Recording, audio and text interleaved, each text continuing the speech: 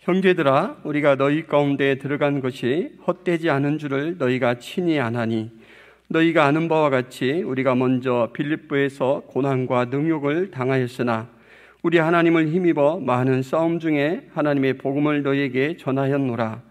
우리의 권면은 간사함이나 부정에서 난 것이 아니요 속임수로 하는 것도 아니라 오직 하나님께 옳게 여기심을 입어 복음을 위탁받았으니, 우리가 이와 같이 말함은 사람을 기쁘게 하려 함이 아니요 오직 우리 마음을 감찰하시는 하나님을 기쁘시게 하려 함이라.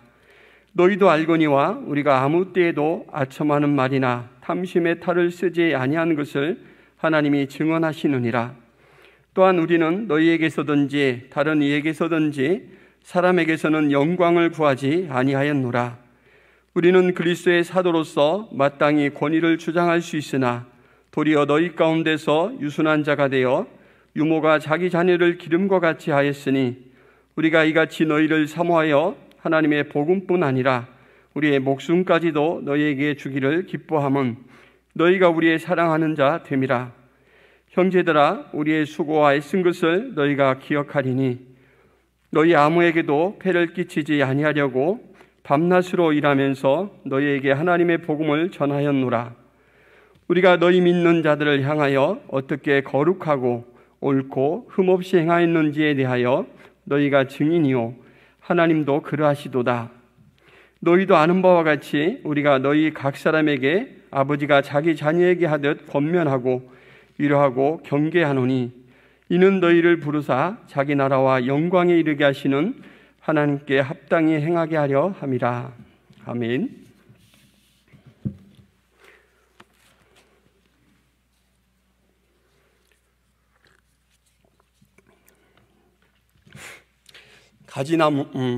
가지가 많은 나무에 바람 잘 날 없다라는 말이 있습니다. 이 속담은 돌볼 자식이 많으면 삶이 고단하다라는 사실을 나무에 빗대어 표현한 말입니다. 그런가 하면 새끼 9돈 소 길마 벗을 날 없다 같은 의미를 동물에 빗대어 표현한 속담입니다. 이때 길마는 소의 등에 짐을 지기 위해서 얻는 일종의 안장입니다. 그러니까는 새끼가 많으면 그 새끼들 때문에 항상 일을 해야 된다라는 그런 뜻입니다. 부모 자식 관계가 중요한 만큼 그에 관한 속담들이 참 많이 있습니다. 또 한 두 개만 들어보면 남의 자식 고운 데 없고 내 자식 미운 데 없다. 여러분 들어보셨나요? 공감하시나요? 남의 자식 고운 데 없고 내 자식 미운 데 없다. 이 말은 되게 이기적인 것처럼 보이지만 자식에게 눈먼 부모의 그 애정의 마음을 참 잘 드러내는 표현 같습니다. 그런가 하면 돈 놓고는 못 웃어도 아이 놓고는 웃는다, 이런 말이 있습니다. 여러분 인동초라는 말을 들어보셨죠? 꽃 중에서 제일 아름다운 꽃은 바로 사람꽃이다, 이렇게 말해요. 얼마 전에 우리 이동훈 목사님의 딸 하루가 첫 단어를 이야기했다고 이렇게 녹음을 해서 보여주는데, 남의 자식도 예쁘더라고요. 남의 자식 고운 데 없다, 이 속담이 그때만큼은 좀 안 맞더라고요. 너무너무 예쁘고 제가 자식을 키울 때 그때로 돌아가는 것 같습니다. 참 자식같이 소중한 존재는 없다라는 의미겠죠. 돈 놓고는 못 웃어도 아이 놓고는 웃는다. 여러분 아무리 가난해도 자식 입에 음식이 들어가는 것을 보고 그 자식이 작은 일로 기뻐하면 되게 행복하죠. 세월호 참사가 있고 나서 얼마 후에 그 유족 중에 한 사람이 그런 글귀를 쓴 적이 있습니다. 내가 있을 때는 가난해도 행복했는데 내가 떠나고 나니까 가난만 남았다. 여러분 가난했지만 그 자식과 함께 살아가는 그 생활이 너무너무 즐거웠는데 그 아이가 빠지고 난 그 텅 빈 가정, 가난만 궁색맞게 내 옆을 지키고 있다. 얼마나 참 상실감을 느낄 수 있는 그런 글귀입니까? 제가 이렇게 부모와 자식 이야기로 시작하는 이유는 교회가 꼭 가지 많은 나무와 같고 새끼 많은 이 소와 같기 때문에 그렇습니다. 여러분, 교회는 어떤 곳이냐면 영적인 출산이 늘 이루어지는 곳입니다. 복음이 전해지는 곳마다 새로운 새신자가 탄생을 하죠. 그리고 이제 그렇게 새로 태어난 새신자부터 연차가 오래된 사람들까지 교회에는 정말 구석구석에 다양한 분들이 계십니다. 그리고 그분들이 말씀으로도 양육을 받고 봉사하면서 또 그 봉사 가운데서도 또 이렇게 성장해 갑니다. 그러니까 교회는 인제 태어난 사람부터 아주 장성한 분량까지 자라서 다른 사람들을 돕는 그런 사람들까지 이렇게 산재해 있다라는 거죠. 아까 제가 예로 드린 그 속담을 빌리자면, 그래서 교회는 가지 많은 나무이고 새끼를 많이 둔 소입니다. 그러면 그곳에는 뭐가 따른다라고 했죠? 가지가 많은 나무는 바람이 많고, 그리고 새끼가 많은 소는 길마가 항상 등에 얹혀 있다. 그러니까 교회 안에는 여러분, 우리가 크고 작은 바람이 늘 분다. 다른 이야기로 하면 문제거리가 늘 있다라는 거예요. 그리고 무엇인가는 모르지만 내 등에, 내 가슴에, 내 목에 짐덩이들이 늘 얹혀 있게 마련이다, 이런 말씀이죠. 어떤 일에 봉사를 하게 되면 그 봉사를 위해서 관계된 사람들이 만나죠. 좋은 관계도 있지만 때로는 어려운 관계 속에서 만나는 분들도 있습니다. 피하고 싶지만 피할 수가 없어서 어쩔 수 없이 지내는 경우도 있어요. 그런데 여러분, 그것이 한편으로는 교회의 원리입니다. 교회는 피할 수 있는 곳이 아니고 그곳에서 함께 갈무리가 되고 서로 성장해 가도록 하는 게 하나님이 교회를 세우신 원리예요. 왜냐하면 예수 그리스도가 머리 되시고 남은 모든 존재는 서로 연결되어 있는 지체이기 때문에 머리에서 오는 명령이 어떤 다른 지체를 통해서 내게 전달이 돼야 돼요. 머리로부터 오는 생명력이 그 지체를 통해서 나에게 공급돼야 돼요. 그리고 나는 또 전달하는 그 역할을 또 감당하죠. 그래서 여러분, 교회에서 평생 원수를 삼을 사람은 없습니다. 지금 당장 사랑하고 이렇게 하기는 어려울 수 있습니다. 옛날에 원로 목사님께서 이제 은퇴를 하시고 설교할 그 시간에 사랑이 참 어렵죠, 이렇게 얘기를 하셔요. 그리고 다른 말씀 안 하시고 사랑이 참 어려운 겁니다, 이렇게 한 2번을 이야기하셔요. 그래서 한 번 하시는 것도 좀 이렇게 특별하게 어렵다라는 말이 들리는데, 이제 목회를 다 끝내고 은퇴하신 그 정말 산전, 수전, 공준전까지 다 겪으신 분이 사랑은 참 어렵다 이야기를 하니까 새롭게 들려요. 여러분, 사랑이 쉽습니까? 어렵습니까? 쉬운 사랑도 있고 어려운 사랑도 있죠. 근데 철저하게 사랑하기는 참 어렵습니다. 그래서 하나님은 우리를 먼저 사랑하라 하지 않고 먼저 믿어라라는 믿음의 자리로 우리를 불러주셨어요. 믿음이 들어가고 예수 그리스도의 심장의 고동소리를 느끼기 시작할 때 우리는 비로소 사랑할 준비가 됩니다. 그래서 그렇게 먼저 믿도록 하시고 그 다음에 우리를 사랑하도록 그렇게 원리를 세워주셨습니다. 그러므로 여러분, 교회에 문제가 발생한다 그러면 있을 것이 있구나, 올 것이 왔구나, 이렇게 생각하셔야 됩니다. 이런 교회 내가 나가나 봐라, 이러고 떠나시면 안 돼요. 왜냐하면 그 교회에서 내 역할이 있기 때문에 그렇습니다.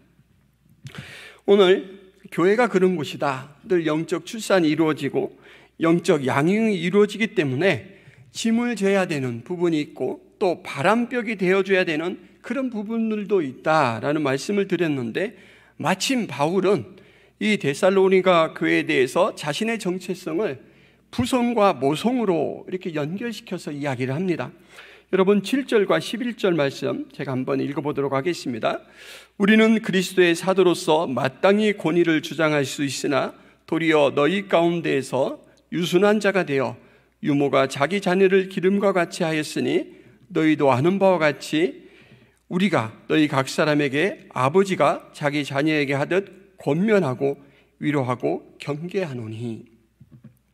여러분, 유모는 한마디로 말하면 아이를 기르는 최고의 기술자죠. 근데 그 유모가 자기 자녀를 기른 것 같다 이렇게 이야기를 해요. 자기 자녀를 기술적으로만 기르는 사람은 없습니다. 자기 자녀는 뭔지 모르게 한번 눈길이 더 가고 손길이 더 가고 그렇게 되죠. 그러니까 유모가 전심을 다해서 자기 자녀를 양육하는 것처럼 데살로니가 교회에 너희는 내가 그런 모습, 그런 태도, 그런 마음으로 했다 이렇게 이야기하죠. 그리고 이제 이 11절에서는 아버지가 자기 자녀에게 하듯 권면하고 위로하고 경계했다 이렇게 말하고 있습니다. 아버지는 참 어려운 자리인 것 같습니다.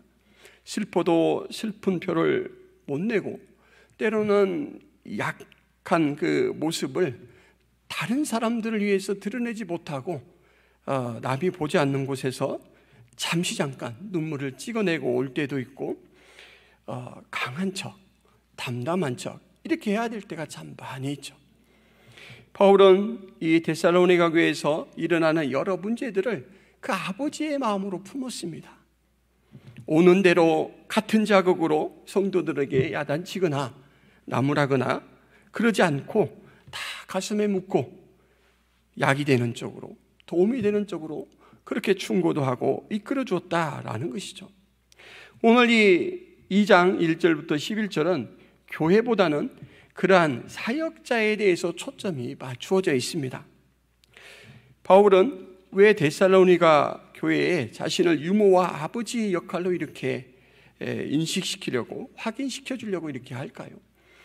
여러분, 제가 옛날에 일산에 사는 어떤 권사님이 장례를 마치고 이제 미국에서 돌아오셨을 때 위로 신방을 갔는데 첫 마디가 이 젊은 저한테 목사님 저 이제 고아됐어요 이렇게 이야기를 하셔요. 그 70 후반에 되신 권사님이 고아라는 소리를 이렇게 하시니까 제가 참 새로웠습니다. 근데 지금 제가 어머니를 생각할 때 그런 마음이 있어요. 저희 어머니가 참 연로하셔서 가면은 했던 이야기를 또 하고 그러는데 그래도 그 어머니가 계신 게 얼마나 행복한 줄 모르겠습니다. 근데 여러분, 부모라는 이 대상을 생각하면 그가 힘이 있든 없든, 그가 얼마나 부자이든 가난하든 늘 그 부모라는 그 대상만 생각해도 마음에 안정감이 생기고 힘이 생기죠. 데살로니가 교회에 어려움이 있다, 이것을 바울은 인지하죠. 바울은 그렇게 이야기하는 겁니다. 너희 뒤에는 언제든지 너희 편이 되어줄 아버지와 엄마 같은 내가 있는 거야. 안정감을 가져라. 항상 자신감 있게 사랑의 에너지를 가지고 성장해 가라 라는 그 기대의 이 표현인 거죠. 부모는 자기 속으로 낳은 자식 기르는 일을 숙명처럼 여깁니다. 필요하다면 자기 목숨줄이라도 떼다 이어줄 만큼 세상의 모든 부모는 참 헌신적으로 자식을 보살핍니다.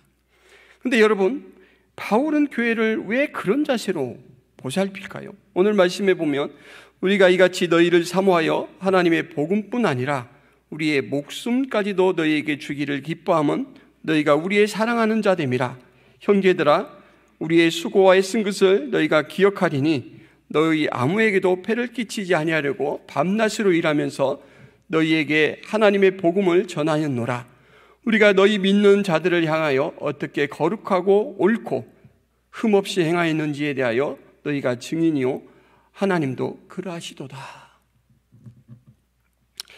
할 수만 있다면 목숨까지 주고 싶은 그런 태도로 교회를 섬기고 있습니다. 피 한 방울 안 섞였는데 부모와 자식 간에는 혈연이라는 천륜이 작용하죠. 그런데 바울이 이 데살로니가 교회에 머문 기간은 지난주에 우리 이승재 목사님께서 고작 3주 정도밖에 되지 않는다라고 했어요. 떠나가고 얼마 지나지 않으면 얼굴도 가물가물할 그 데살로니가 교인들, 이 교인들을 천륜에 비견될 만큼 헌신적인 사랑으로 바울은 왜 이렇게 섬기고 있을까요? 여러분, 그것은 교회가 무엇인지를 알게 될 때 저절로 풀리게 됩니다. 요한복음 19장 25절에서 27절 말씀 제가 읽어드리겠습니다. 예수의 십자가 곁에는 그 어머니와 이모와 글로바의 아내 마리아와 막달라 마리아가 섰는지라. 예수께서 자기의 어머니와 사랑하시는 제자가 곁에 서 있는 것을 보시고 자기 어머니에게 말씀하시되 여자여 보소서 아들이니이다 하시고 또 그 제자에게 이르시되 보라 내 어머니라 하신대 그때부터 그 제자가 자기 집에 모시니라. 예수님께서 십자가에서 대속의 죽음을 죽어가고 계십니다. 참 고통스러웠을 것입니다. 근데 그 예수님께서 그 십자가에 달리셔서 십자가 아래 새로운 관계 하나를 탄생시킵니다. 그것이 무엇이냐면 어머니가 아닌 사람을 어머니가 되게 하고 자식이 아닌 사람을 자식이 되도록 관계를 맺어줘요. 근데 그 일을 누가 하냐면 바로 예수님이 합니다. 지금 예수님은 저들을 하나님과 원수된 저들을 그 보혈의 피를 흘리셔서 그 피로 다 씻으셔서 이제는 하나님과 화평의 관계로 회복을 시켜주시려고 하고 그 생명의 새 언약의 피로 새 생명을 공급받게 하는 그 일을 하고 계세요. 근데 그 현장에서 예수님은 이 놀라운 이 관계를 탄생시키셔요. 보라 내 어머니라. 보십시오 아들입니다. 이것을 설명하는 어느 학자는 예수님께서 좀 앞자리에 있죠. 그리고 좀 높은 데 있죠. 마치 결혼식 때 줄에 서는 그런 모습을 갖고 상상을 하시더라고요. 주례자가 신랑과 신부를 이렇게 법적으로 하나 되도록 만들어주는 것처럼 예수님께서 앞에서 어머니와 아들의 관계를 이렇게 만들어주고 계시다. 무슨 장면이냐면 교회가 탄생하는 장면입니다. 아무런 관계가 없었던 대상들이 예수 그리스도 보혈 안에서 한 존재가 되었고 이제 그들은 혈연의 관계보다 훨씬 밀착된 관계로 서로를 사랑하고 서로를 섬기고 서로를 이해해주는 관계가 되었다라는 거예요. 바울이 데살로니가 교회에 대해서 내가 할 수만 있다면 목숨까지도 내어주고 싶다. 내가 아버지의 심정으로 너희를 거룩하고 옳고 흠없이 행했지 않느냐. 여러분 얼마나 좋은 내용들이 거룩하고 옳고 흠없이 모든 면에서 본을 보여서 정말 올곧게 살아가도록 피와 땀을 짜내는 그 심정으로 이 교회를 돌보고 있는 것이죠. 혈연의 관계는 사람이 가진 피를 나누었기 때문에 이 밀착된 관계라면은 교회는 예수 그리스도께서 그 보혈을 흘려주셨기 때문에 결속된 관계입니다. 여러분 그러니까 원리로 보자면 혈연 관계보다 훨씬 더 거룩하고 결속력이 강한 것이 교회예요. 그래서 지금 이 바울은 이 교회에 대해서 그런 사랑을 지금 표현하고 있는 것입니다. 여러분 이 관계는 우리가 임의적으로 선택할 수 있는 성격의 것이 아닙니다. 왜냐하면 우리는 예수 그리스도의 보혈로 거듭나는 그 순간 그 관계 안으로 자동으로 들어오기 때문이에요. 에베소서 4장 1절에서 3절 말씀 너희가 부르심을 받은 일에 합당하게 행하여 모든 겸손과 온유로 하고 오래 참음으로 사랑 가운데서 서로 용납하고 평안에 매는 줄로 성령이 하나 되게 하신 것을 힘써 지켜라.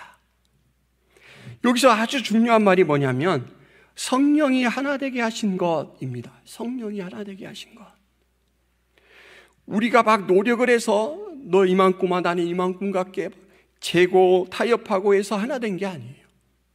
성령 하나님께서 예수 그리스도의 보혈을 생명력으로 작용시켜 주셔서 우리는 그 성령의 은혜 가운데 그냥 된 것입니다. 그러니까 지금 너희가 부르심을 받은 일에 합당하게 행하여 모든 겸손과 온유로 하고 오래 참음과 사랑 가운데 서로 용납하고 평안하에 매는 줄로 매라. 이것은 새로운 일을 시작하라는 창조 명령이 아닙니다. 성령이 이미 다 해놓은 그 일을 너희들은 보존하라 라는 말이에요. 보존하라. 그러니까 교회가 어떤 이 기관인지 그 성격을 알면 우리는 막 억지로 힘을 쓸 필요가 없습니다. 우리 앞에는 성령이 인도하시고 우리의 머리는 예수 그리스도예요. 그렇기 때문에 우리는 힘만 빼면 됩니다. 제가 주님 안에서 새롭게 태어난 존재죠. 변화받은 존재죠. 옛사람은 죽어졌고 옛 성품은 썩어졌고 이제 그리스도 안에서 새로운 존재가 되었으니 땅의 것이 아니라 하늘의 것을 쫓아가야 마땅하죠. 우리의 시선을 땅의 것에서 하늘로 드는 순간, 하늘의 것으로 드는 순간 자연스럽게 이루어지는 것이죠. 여러분, 어떤 일의 결정권은 때로는 힘센 쪽이 할 수 있는 것 같지만 그렇지 않은 경우가 많습니다. 예를 들면 어떤 사고를 당했을 때 가해자보다는 피해자 쪽에 결정권이 있죠. 그리고 두 대상의 신분 차이가 발생했을 경우 높은 신분이 또 결정권이 있겠죠. 하나님과 우리 사이의 관계가 파괴되었습니다. 죄로 말미암아 파괴되었죠. 그런데 우리는 가해자였습니다. 하나님 앞에. 그러니까 우리가 하나님 앞에 그것을 해결할 수 있는 어떤 일을 할 수가 없어요. 피해를 입으신 하나님께서 그것을, 그 높으시고 크신 하나님께서 그것을 주도적으로 화해의 방법을 친히 만들어 가시는데 그것이 무엇이냐면 바로 예수 그리스도를 화목제물로 삼으시는 것입니다. 너희에게는 이거를 해결할 능력이 없고 이것을 지불할 값이 없으니까 내가 나의 가장 귀한 독생자의 생명을 지불하겠다. 여러분, 하나님께서 만든 이 화해, 이 방법을 우리는 주여 믿습니다, 감사합니다 라고 영접이라는 그 믿음의 방법으로 참여하게 되죠. 그러고 나면 이제 우리에게는 변화가 일어납니다. 첫째, 무슨 변화냐면 파괴되었던 관계가 회복되죠. 하나님을 아바, 아버지라 부를 수 있게 되었습니다. 그리고 이제 죄에 속한 사망의 사탄의 것에서 우리는 하나님 나라의 백성, 하나님의 것으로 소속이 달라졌습니다. 믿는 순간 이 변화는 단번에 일어나죠. 그런데 그렇게 탄생한 이 변화 속에서 우리는 죽을 때까지 또 하나의 변화를 지속해 가는데 그것이 무엇이냐면 존재의 변화입니다. 옛날에는 선한 것에 대해서 아무런 능력이 없었던 우리가 이제 하나님이 기뻐하시는 그 뜻을 분별할 줄 알게 되고 하나님이 주시는 힘과 능력으로 하나님 편에 설 수 있는 그런 존재가 되었습니다. 그래서 어제보다는 오늘 조금 더 하나님을 기쁘시게 할 수 있는 그 일들을 할 수 있고 또 옛날보다는 지금 교회라는 것이 무엇인가라는 것을 알고 하나님께서 세우신 그 교회라는 그 원리에 맞추어서 교회를 섬길 수 있게 되죠. 이 존재의 변화는 지속적이며 영속적으로 일어나는 과정적인 변화인데 이 변화 역시 성령 하나님이 우리를 끌어주시기 때문에 가능합니다. 이런 변화를 경험한, 다시 말해서 그런즉 누구든지 그리스도 안에 있으면 새로운 피조물이라 이전 것은 지나갔으니 보라 새 것이 되었도다. 이 새 것이 되었도다 라의 아멘이라고 고백한 이 사람들에게는 존재만 달라진 게 아니라 이제 새로운 사명이 열리게 됩니다. 예수 그리스도를 믿는 사람에게는 새 차원의 사명이 열리는데 첫째는 하나님에 대한 사명입니다. 예배죠. 하나님의 은혜에 반응할 수 있는 최고의 반응, 예배를 할 수 있는 존재가 됩니다. 그런데 예배는 언약적이라서 일방적으로 우리가 뭐를 하나님 앞에 갖다 바치는 게 아니죠. 하나님은 우리 것을 받으시고 또 하나님은 설교자를 통해서 성령을 통해서 무한히 은혜를 공급하시면서 소통하십니다. 둘째로 그렇게 탄생한 교회 성도는 교회에 있는 다른 대상들에 대해서 사명이 열리는데 교육, 교제, 봉사, 섬김 이것들이 바로 성도들을 위한 사명입니다. 여러분, 교회에서 제일 중요한 요소 중에 하나는 바로 사람이다라는 걸 놓치시면 안 됩니다. 봉사의 자리에는 늘 내일을 제쳐놓고 나가서 땀 흘려 섬기고, 그래서 많은 사람들이 어떻게 그렇게 헌신적으로 할 수 있어요? 이런 칭찬의 말을 듣는데 관계가 약하다 그러면 가장 중요한 것을 놓치고 있는 거예요. 여러분, 다른 것들이 좀 덜 성숙되더라도 관계만큼은 붙으셔야 합니다. 왜냐하면 교회가 바로 그 생명, 예수 그리스도로 말미암아 생명 얻은 한 사람 한 사람이 교회이기 때문에 그렇습니다. 여러분이 옆에 사람을 홀대한다 그러면 여러분은 예수 그리스도의 교회를 홀대하는 거예요. 셋째로, 세상에 대하여 선교의 사명이 열리게 됩니다. 여러분, 이 사명은 은혜의 강수위가 높아지고 나서야 띄워지는 배와 같습니다. 억지로 하게 되면 탈이 나기가 쉬워요. 그래서 새로 이제 복음을 듣고 교회에 들어온 성도들은 충분히 좀 잘할 수 있도록 그 토대를 마련하고 봉사보다는 공급을 받도록 이렇게 지원을 해드려야 됩니다. 그래서 교회에 아까 제가 말씀드린 바람도 또는 길마에 그 짐들이 주어질 때도 교회니까 있는 건 있는 거지, 그 정도 인식이 되고 나서야 봉사도 하고 섬김도 할 때 상처를 받지 않을 수 있어요. 근데 우리는 새로 누가 들어오면 이분은 일 잘할 것 같다, 이분은 먼저 다른 부서에서 모셔가기 전에 일이 우리 부서에 모셔와야지, 이러고 너무 준비 안 된 상태에서 모시다가 이 봉사의 일선에 세웠다가 어려움을 겪는 경우들이 많이 있습니다. 여러분, 바울이 데살로니가 교회를 사모하여 복음뿐 아니라 목숨까지 주기를 기뻐했다. 요한복음에 보면 예수님께서 친구를 위하여 목숨을 버리는 것만큼 큰 사랑이 없다, 이렇게 말씀을 하시고는 이 명제적인 진리를 바로 자기에게 적용을 시키십니다. 너희는 이제부터는 내 친구니 내가 아는 모든 비밀들을 다 이야기한다. 그래서 제자들에게 그 하늘의 놀라운 비밀들을 나눌 뿐만 아니고 이제 그들을 위해 십자가 죽으셨어요. 친구라 선언하시고는 그 친구를 위해 죽으셨습니다. 그리고 친구를 위하여 죽는 사랑은 세상에서 보일 수 있는 최고의 사랑이라고 했어요. 여러분, 그 자리에 여러분 이름 석자가 있다라는 걸 놓치시면 안 됩니다. 베드로 옆에는 나 누구누구의 이름도 있는 거예요. 주님은 바로 나를 위해서 너는 내 친구다 말씀하셨고 바로 나를 위해서 죽으셨습니다. 그리고 그렇게 탄생한 나를 교회를 돌보는 일로 섬기다오라라고 파송해 주셨죠. 여러분, 이 최고의 사랑을 마음에 품은 사람은 남도 변화시키고 교회도 변화시켜 가지만 자기 또한 변화돼 갑니다. 이 바울이 처음부터 자기 목숨을 내줄 만큼 그런 사랑이 풍성했던 사람이라고 저는 생각하지 않습니다. 오히려 정의감에 불타서 잘못하는 사람들을 잡아 죽이겠다, 죽는 자리에라도 끌어 주겠다 라는 그 혈기왕성한 사람이었지 않습니까? 그런데 그가 이제는 교회를 위하여 할 수만 있다면 내가 목숨까지 주고 싶다, 이렇게 고백을 합니다.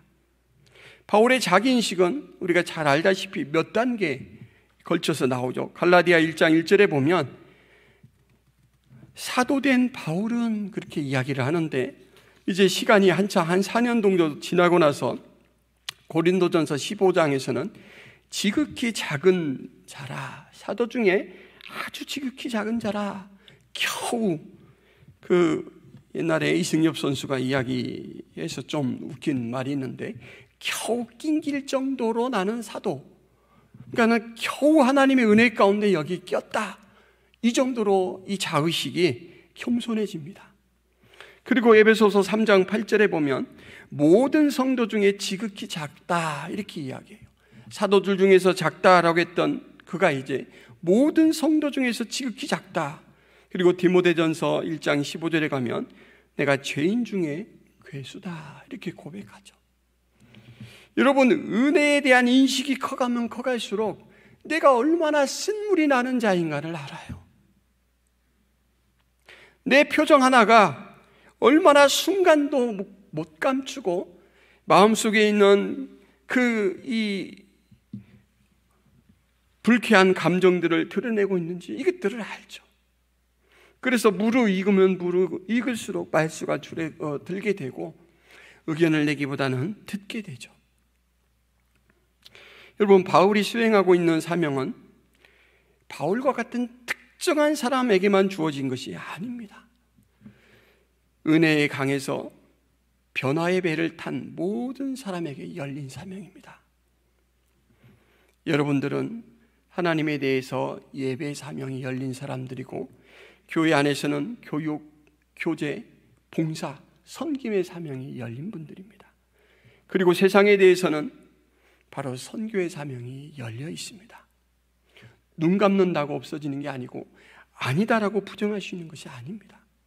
예수의 그리스도의 보혈 그 안에 우리에게 공급된 사명이기 때문에 그렇습니다. 이미 주입되어 있어서 우리 안에 내재되어 있습니다. 초청은 이미 하나님께서 그때 화해를 주도하심으로 끝내셨어요. 누구야? 내가 너를 복음의 동역자로 초청한다. 여러분, 은혜 강가를 산책하시면서 여러분의 역할을 찾아가실 수 있기를 바랍니다. 오늘 설교의 제목은 길마의 영광입니다. 지금 제가 찾아가라라고 말씀드렸지 놓친 거 있나 잘 보세요 이렇게 하지 않았습니다. 여러분, 은혜는 먼저 즐길 수 있어야 됩니다. 하나님이 나를 구원해서 언제 취소될까, 아니면 언제 하나님께서 야단치실까 벌벌 떠는 그 두려운 영을 준 게 아닙니다. 하나님 안에서 모든 것이 용납되고 하나님 안에서 모든 것이 공급되고 그 안에서 천국을 상속받을 자로 내가 부름을 받았다. 내 상태와는 상관없이 그가 일방적으로 택하셔서 내가 그 이치에 섰다.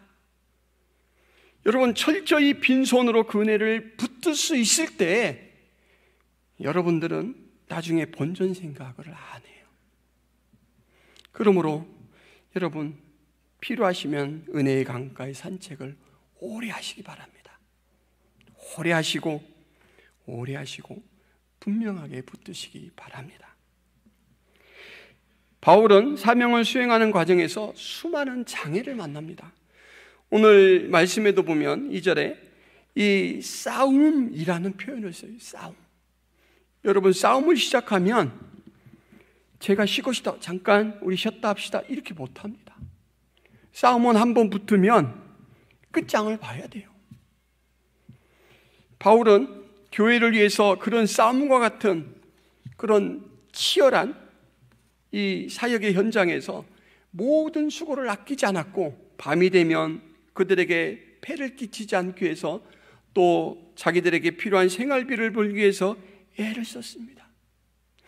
여러분, 이 빌립보에서 우리가 이런 고난과 능욕을 당하였다라고 이렇게 기술하고 있는데 사도행전 16장 16절에서 40절에 그 내용이 잘 나옵니다. 잘 알다시피 점치는 여종 하나를 이제 하도 방해를 하니까 귀신을 쫓아내 주었다가 어려움을 당하고 그렇게 되죠. 근데 칼빈이 이 빌립보에서 이런 고난과 능욕을 당하였다 이 부분을 설명을 하면서 뭐라고 얘기하냐면 그들이 당한 고난, 이거를 수모라고 표현했습니다.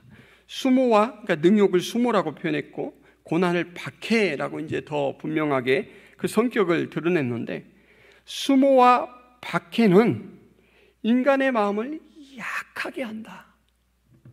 그리고 파괴시키기까지 한다. 이렇게 말해요.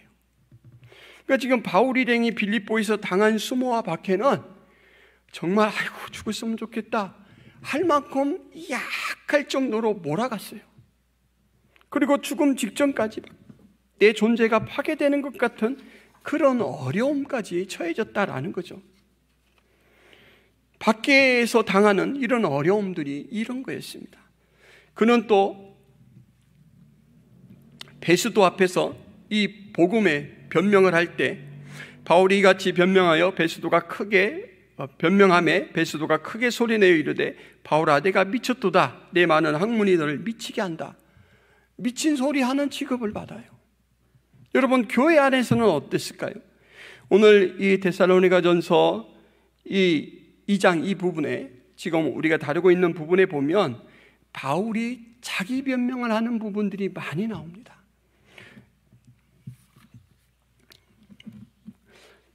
잠깐 살펴보자면 3절에 우리의 권면은 간사함이나 부정에서 난 것이 아니요 속임수로 하는 것도 아니라.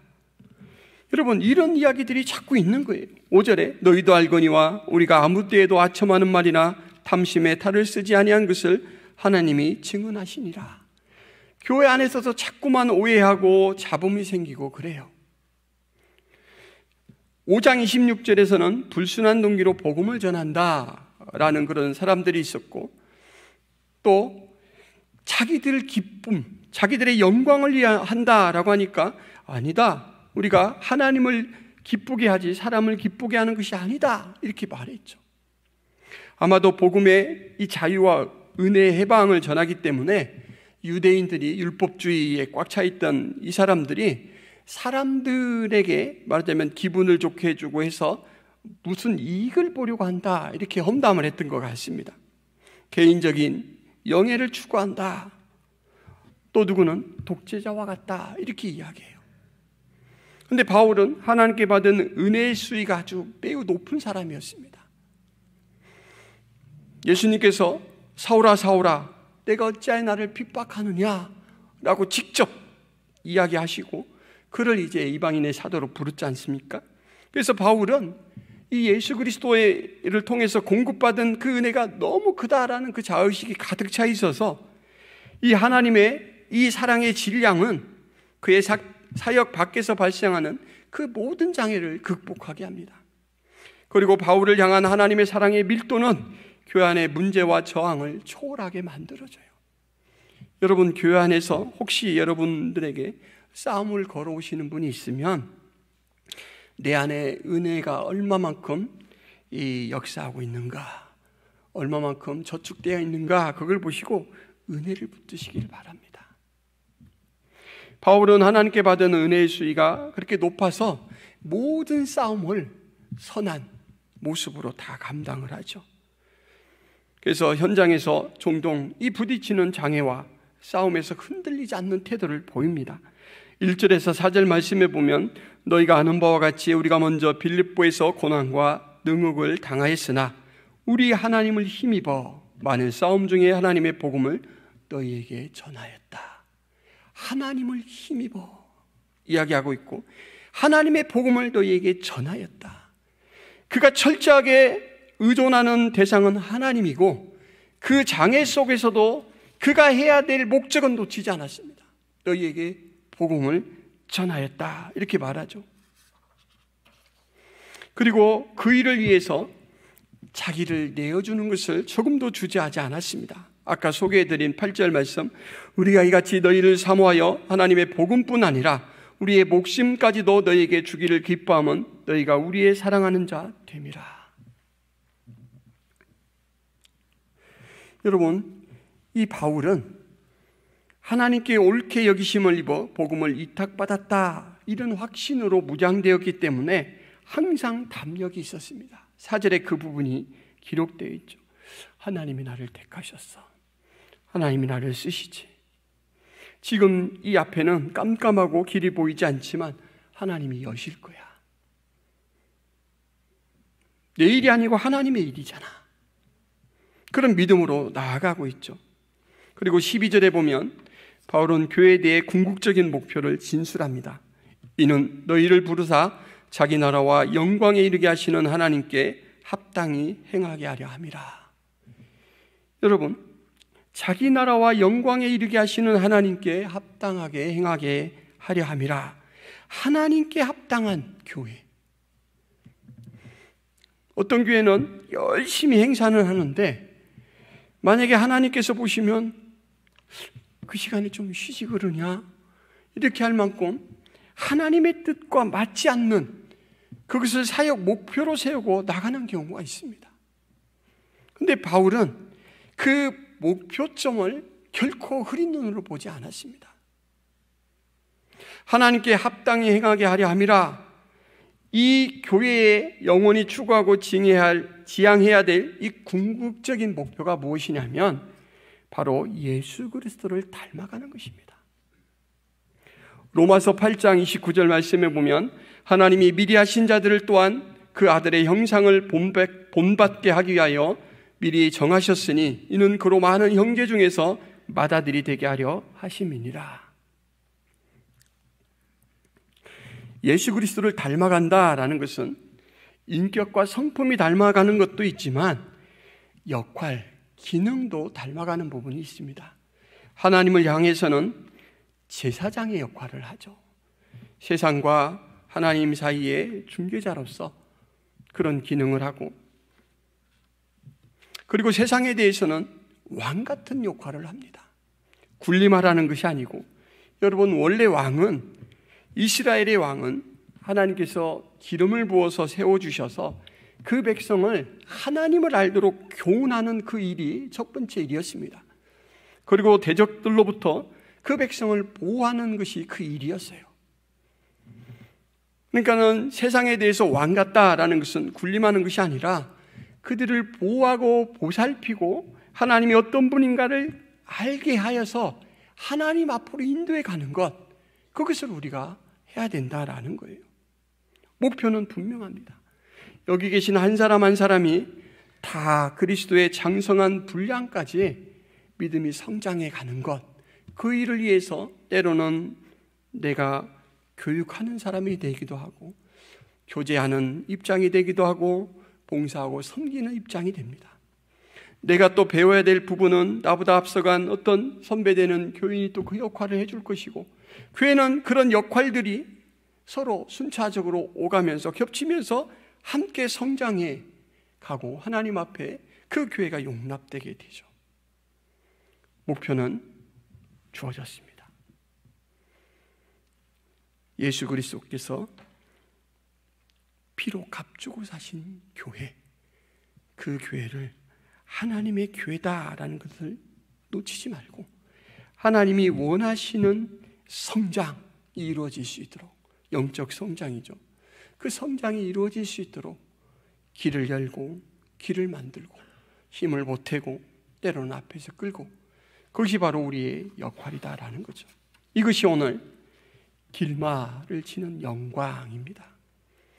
여러분, 내 일이 아니고 하나님이 나에게 위탁하신 일이에요. 하나님의 일입니다. 하나님의 일에 수종도는 것이 얼마나 큰 영광입니까? 그런데 하나님께서는 조그만 짐이라도 지면은 그것을 결코 공짜로 생각하지 않으셔요.